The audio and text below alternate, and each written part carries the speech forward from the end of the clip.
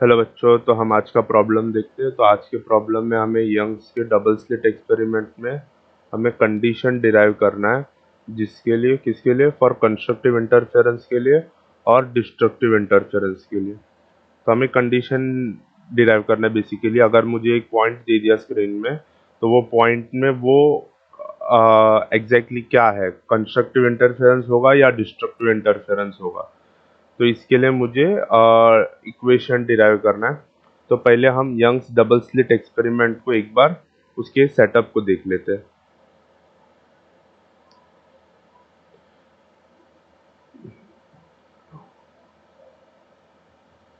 तो ये है स्क्रीन, ये है स्लिट S1, ये स्लिट S2, और ये स्लिट से लेकर यहाँ तक स्क्रीन तक का डिस्टेंस को हम कैपिटल D से डिनोट करेंगे, और ये दोनों स्लिट का सेंटर टू सेंटर डिस्टेंस को हम स्मॉल d से डिनोट करेंगे। और ये OP, ये ये जो पॉइंट है OP, ये एग्जैक्टली हाफ डिस्टेंस में है S1 और S2 के हाफ द डिस्टेंस में O है। मतलब ये बेसिकली सेंटर डिनोट करता है। तो अगर समझ लो ये मेरा पॉइंट है YN, मेरा पॉइंट है कोई पॉइंट A, और ये मेरे A से P जो है वो मेरा डिस्टेंस होगा YN। क्लियर है? तो यहां पर अभी ये अगर मैंने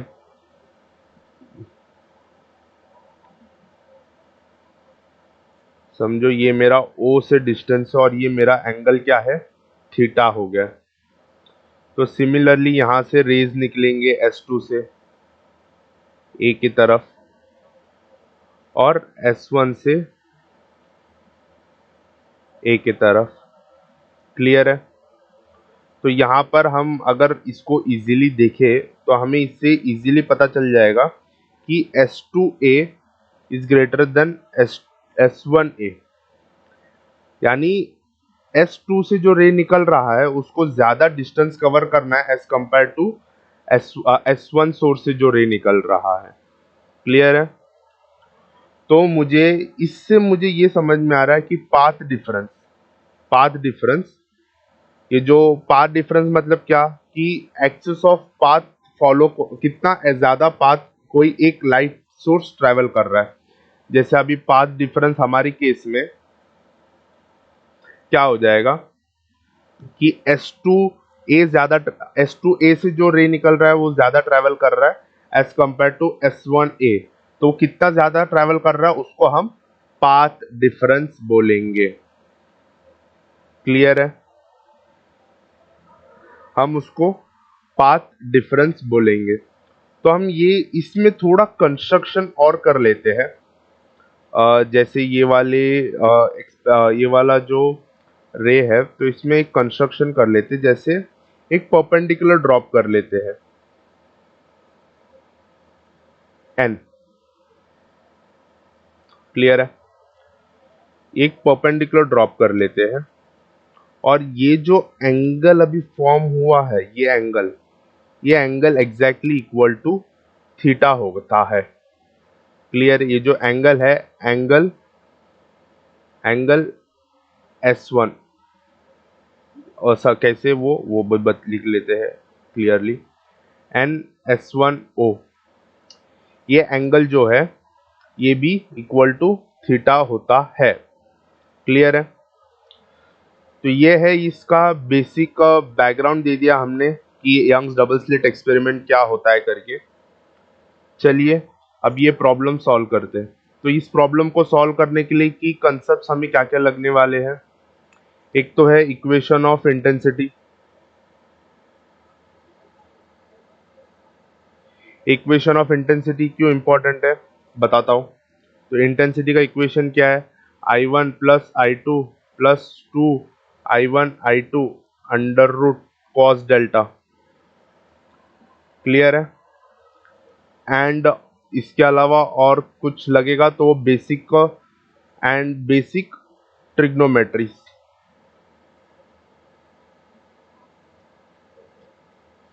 तो अगर ये दो होगा तो हम इजीली ये प्रॉब्लम को सॉल्व कर सकते हैं।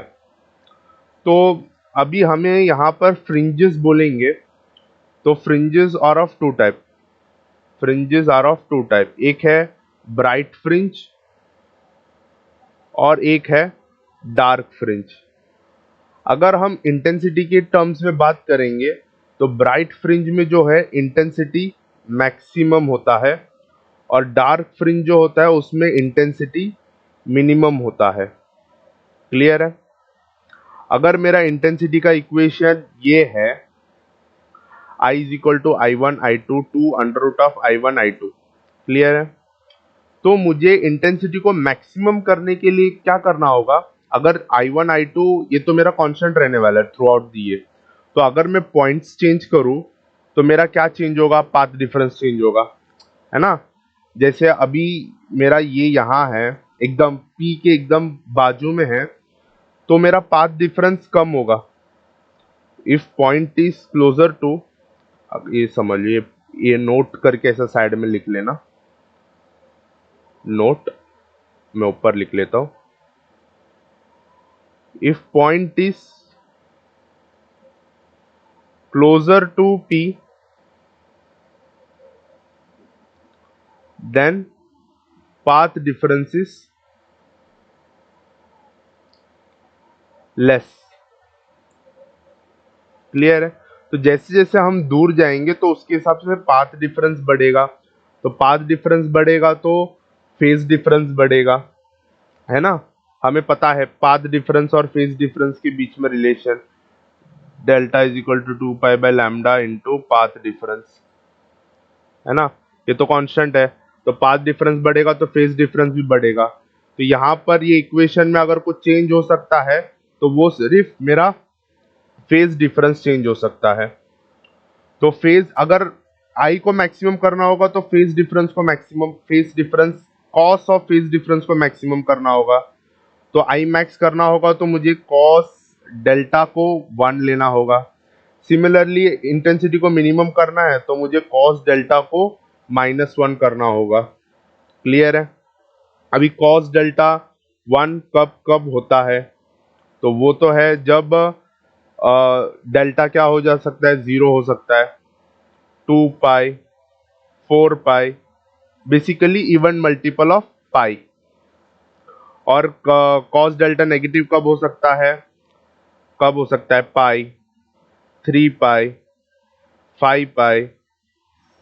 सिमिलरली तो हम ये बोल सकते हैं कि लैम्डा जो है मेरा, डेल्टा जो है वो मेरा अगर ऑड मल्टीपल ऑफ 5 रहेगा तो मुझे वो आई मिनिमम देगा, अगर वो इवन मल्टीपल है तो मुझे आई मैक्स देगा। क्लियर है? तो हम यहाँ पर फॉर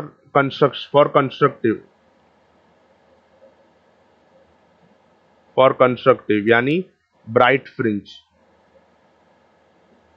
तो वहां पर डेल्टा क्या होना चाहिए?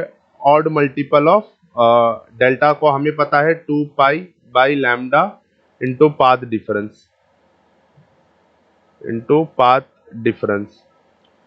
तो हमें फेज डिफरेंस पता है, तो पाथ डिफरेंस फाइंड आउट करने के लिए क्या हो जाएगा? पाथ डिफरेंस को हम डेल्टा से रिप्रेजेंट करेंगे। क्लियर है? तो डेल्टा इज इक्वल टू क्या हो जाएगा? Lambda upon 2 pi into delta. Clear है?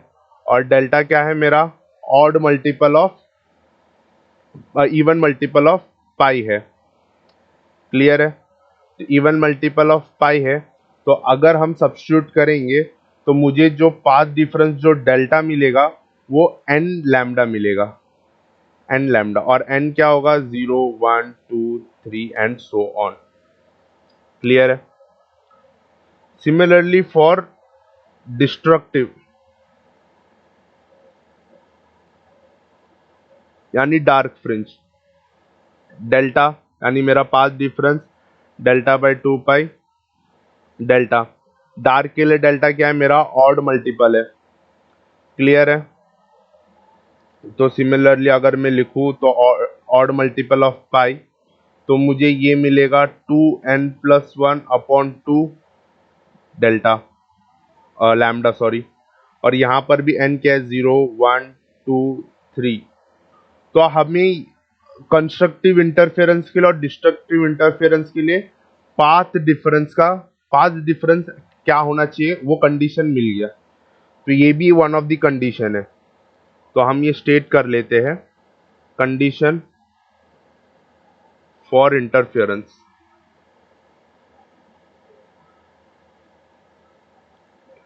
इन टर्म्स ऑफ डेल्टा पहले लिख लेते हैं। तो फर्स्ट है कंस्ट्रक्टिव। तो कंस्ट्रक्टिव के लिए मेरा डेल्टा को क्या होना पड़ेगा एन लैम्डा। क्लियर है। एंड डिस्ट्रक्टिव के लिए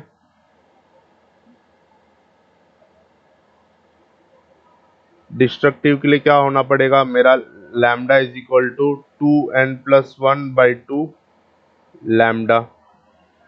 क्लियर है। सिमिलरली हम और एक लिख सकते हैं condition of interference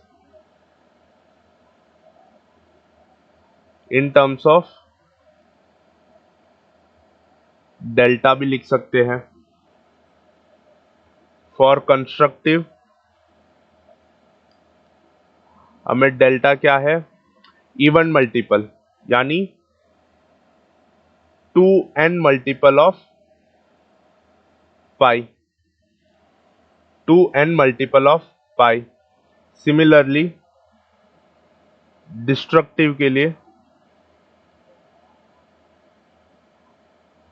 lambda is equal to 2n+1/2 pi. Clear है। तो आई होप आपको समझ में आया होगा किस तरह से हमने condition of interference in terms of lambda और in terms of delta find out किया था फॉर अ पॉइंट। क्लियर है।